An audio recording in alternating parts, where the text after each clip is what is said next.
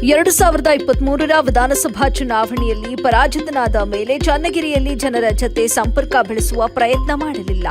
ಯಾಕಂದ್ರೆ ಇತ್ತೀಚೆಗೆ ಯಾವುದೇ ರಾಜಕೀಯ ಪಕ್ಷಗಳ ಹೆಸರು ಬದಲಾಗಿದೆಯೇ ಹೊರತು ಸಿದ್ಧಾಂತಗಳಲ್ಲಿ ಯಾವುದೇ ಬದಲಾವಣೆ ಆಗಿಲ್ಲ.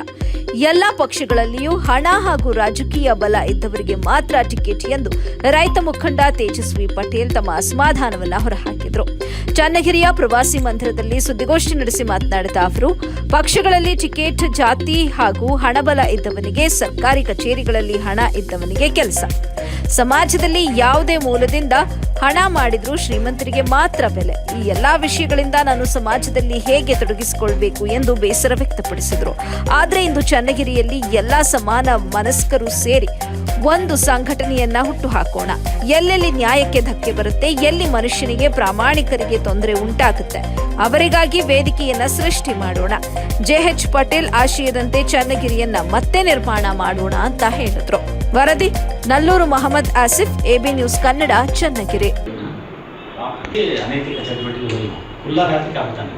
ವಿಧಾನಸಭಾ ಚುನಾವಣೆಯಲ್ಲಿ ಪರಾಜಿತನಾದ ಮೇಲೆ ನಂತರ ಚನ್ನಗಿರಿಯಲ್ಲಿ ನಾನು ಯಾವುದೇ ಒಂದು ಜನರ ಜೊತೆಗೆ ಮಾತನಾಡುವ ಪ್ರಯತ್ನ ಮಾಡಿರಲಿಲ್ಲ.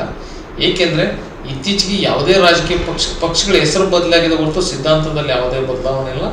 ಎಲ್ಲ ಪಕ್ಷಗಳಲ್ಲೂ ಕೂಡ ಹಣ ಇದ್ದವರಿಗೆ, ಜಾತಿ ಬಲ ಇದ್ದವರಿಗೆ ಟಿಕೆಟ್, ಪಕ್ಷಗಳಲ್ಲಿ ಟಿಕೆಟು, ಹಣ ಮತ್ತು ಜಾತಿ ಬಲ ಇದ್ದವರಿಗೆ, ಸರ್ಕಾರಿ ಕಚೇರಿಗಳಲ್ಲಿ ಹಣ ಇದ್ದವರಿಗೆ ಮಾತ್ರ ಕೆಲಸ.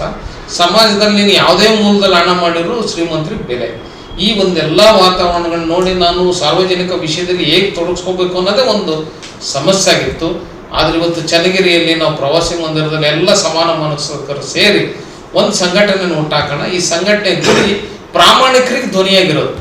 ಎಲ್ಲೆಲ್ಲಿ ನ್ಯಾಯಕ್ಕೆ ಧಕ್ಕೆ ಬರುತ್ತೆ, ಎಲ್ಲೆಲ್ಲಿ ಮನುಷ್ಯತ್ವಕ್ಕೆ ತೊಂದರೆ ಆಗುತ್ತೆ, ಪ್ರಾಮಾಣಿಕರವ್ರ ಒಂದು ಕುಟುಂಬದಲ್ಲಿ ಸಮಸ್ಯೆ ಅನುಭವಿಸ್ತಾ ಇರಲಿ, ಸರ್ಕಾರದಿಂದ ಸಮಸ್ಯೆ ಅನುಭವಿಸ್ತಿರಲಿ, ಅಥವಾ ಯಾವುದೇ ಹಂತದಲ್ಲಿ ಸಮಸ್ಯೆ ಅನುಭವಿಸ್ತಿರಲಿ, ಅವ್ರಿಗೆ ಧ್ವನಿ ಆಗಬೇಕು ಅನ್ನೋ ಕಾರಣಕ್ಕೆ ಎಲ್ಲ ಪಕ್ಷದಲ್ಲಿರೋ ಪ್ರಾಮಾಣಿಕರನ್ನು ಸೇರಿಸ್ಕೊಂಡು, ಪ್ರಾಮಾಣಿಕತೆಗಾಗಿ ನಾವು ಸಾರ್ವಜನಿಕ ಜೀವನದಲ್ಲಿ ಇದೀವಿ ಅನ್ನೋ ದೇಶದಿಂದ ಯಾರಿರ್ತಾರೆ ಅವ್ರನ್ನೆಲ್ಲರನ್ನೂ ಸೇರಿಸ್ಕೊಂಡು ಒಂದು ವೇದಿಕೆಯನ್ನು ಸೃಷ್ಟಿ ಮಾಡ್ತಾ ಇದ್ದೀವಿ.